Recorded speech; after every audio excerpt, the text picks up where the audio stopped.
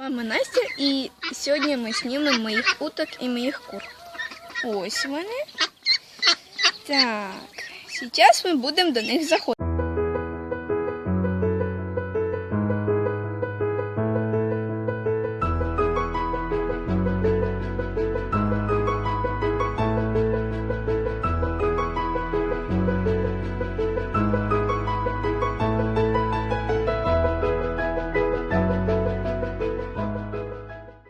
Открываем вольер.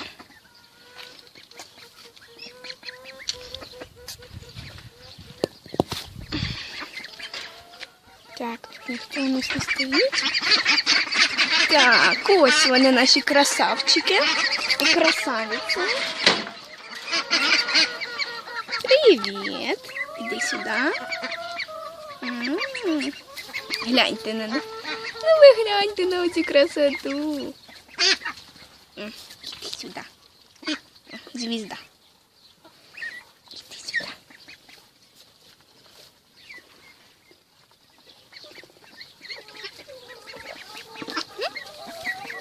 Звезда? Звезды вы мои. О, дивіться скільки.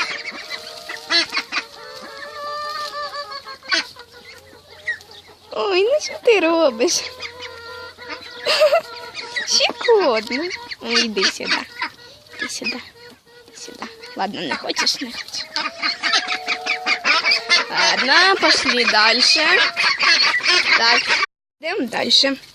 Так, давай, отходь. Отходь. Хорошо. Так, вот так открывается у нас все тут. Итак, пошли дальше. Так, а ось і мої кури. Так, це у нас тут помехи. Так, закриваємо дверь.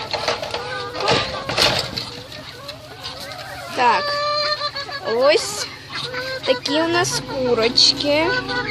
Трохи баловані. І так, йдемо далі. Так.